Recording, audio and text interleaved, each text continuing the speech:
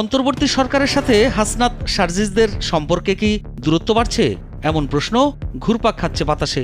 কথায় কথায় উপদেষ্টাদের বিরুদ্ধে সমন্বয়কদের হুঁশিয়ারি এই প্রশ্নকে আরও ভারী করে তুলছে। তবে কি এসব নিয়ে বিপাকে পড়েছেন ডক্টর ইউনূস? এখন প্রশ্ন হচ্ছে, যারা ডক্টর ইউনূসকে ক্ষমতায় বসালেন তাদের সাথে কি কারণে দূরত্ব বাড়ল তাদের?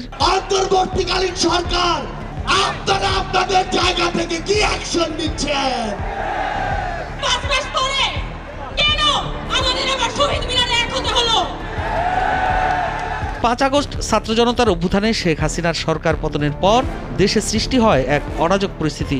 এই কঠিন সময়ে শিক্ষার্থীরা শান্তিতে নোবেলজয়ী ডক্টর মোহাম্মদ ইউনূসকে দেশে ফিরে জাতির হাল ধরার আহ্বান জানান। অন্তর্বর্তী সরকারের প্রধান উপদেষ্টা হিসাবে শপথ গ্রহণ করেন হাসনাত সার্জিস নাহিদ আসিফদের অনুরোধে। কিন্তু যারা ডক্টর ইউনূসকে ক্ষমতায় বসালো আজ তারাই তাকে নানা কারণে হুঁশিয়ারি দিচ্ছেন। তবে কি বিশ্বাস আর সম্পর্কে ফাটল ধরেছে? আমরা হুঁশিয়ার করে বলতে চাই, আমরা আবারও রাজপথে নামবো। কথা ছিল বৈষম্যবিরোধী ছাত্র আন্দোলনের নেতৃত্ব 31 ডিসেম্বর কেন্দ্রীয় শহীদ মিনার থেকে জুলাই বিপ্লবের ঘোষণাপত্র প্রকাশ করবেন, কিন্তু তা হলো না। রাতারাতি বদলে গেল কর্মসূচি। একই সমাবেশস্থল, শুধু কর্মসূচি পরিবর্তন হয়ে গেল মার্চ ফর ইউনিটি বা ঐক্যের যাত্রায়। বাংলাদেশের বিভিন্ন প্রান্ত থেকে বৈষম্যবিরোধী ছাত্র আন্দোলন এবং জাতীয় নাগরিক কমিটির নেতাকর্মীরা জামায়াত হন শহীদ মিনারে। এই মুহূর্তে দরকার অ্যাকশন, অ্যাকশন।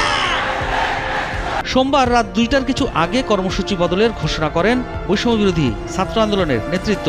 সোমবার রাতেই প্রধান উপদেষ্টার প্রেস উইং থেকে জানানো হয়, গণঅভ্যুত্থানের একটি ঘোষণাপত্র তৈরির বিষয়ে উদ্যোগী হয়েছে অন্তর্বর্তী সরকার।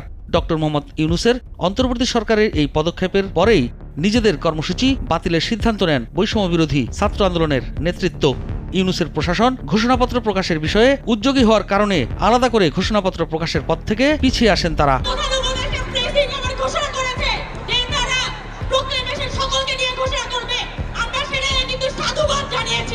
অন্তর্বর্তী সরকারের অন্যান্য উপদেষ্টাদের পাশাপাশি বৈষম্য বিরোধী ছাত্র আন্দোলনের 3 জন উপদেষ্টা রয়েছেন। এছাড়াও খোদ প্রধান উপদেষ্টাকেই তারা বসিয়েছেন মসনদে। তবে তাদের মাঝে হঠাৎ কেন এই দূরত্ব?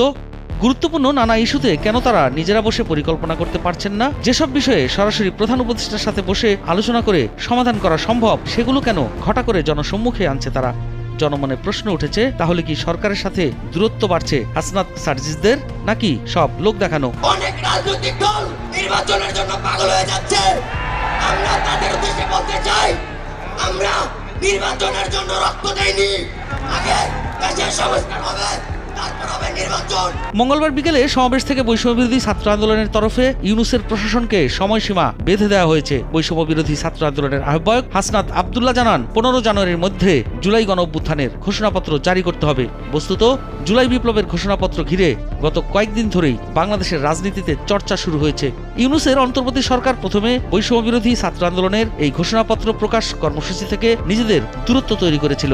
তাদের বক্তব্য ছিল, এটি পুরোপুরি বেসরকারি একটি কর্মসূচি, অন্তর্বর্তী সরকারের সঙ্গে এর কোনো যোগ নেই।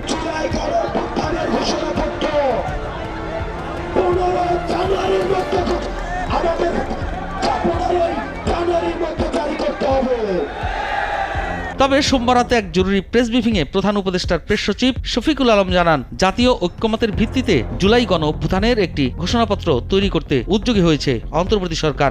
এরপরেই বৈষম্য বিরোধী ছাত্র আন্দোলন ও জাতীয় নাগরিক কমিটির নেতারা নিজেদের মধ্যে একটি বৈঠকে বসেন। ওই বৈঠকের পরে রাত 1:45 নাগাদ বৈষম্য বিরোধী ছাত্র আন্দোলনের তরফে ঘোষণাপত্র প্রকাশের কর্মসূচি বাতিলের সিদ্ধান্ত জানানো হয়। আমাদের এই জুলাই বিপ্লবের সামগ্রিক বিষয়গুলো একটি ঘোষণাপত্রে লিখিতভাবে লিপিবদ্ধ থাকা প্রয়োজন। আমরা আমাদের জায়গা থেকে মনে করি এই ঘোষণাটি আমাদের সামগ্রিকভাবে পুরো বাংলাদেশের একটি লিখিত দলিল হিসেবে থাকবে। সময় আর ক্ষেপণ করার কোনো সুযোগ নাই। নতুবা ছাত্র জনতা আবারও 3 তারিখের মতো এবং 31 ডিসেম্বরের মতো আবারও লাখে লাখে ছাত্র জনতা নেমে আসবে।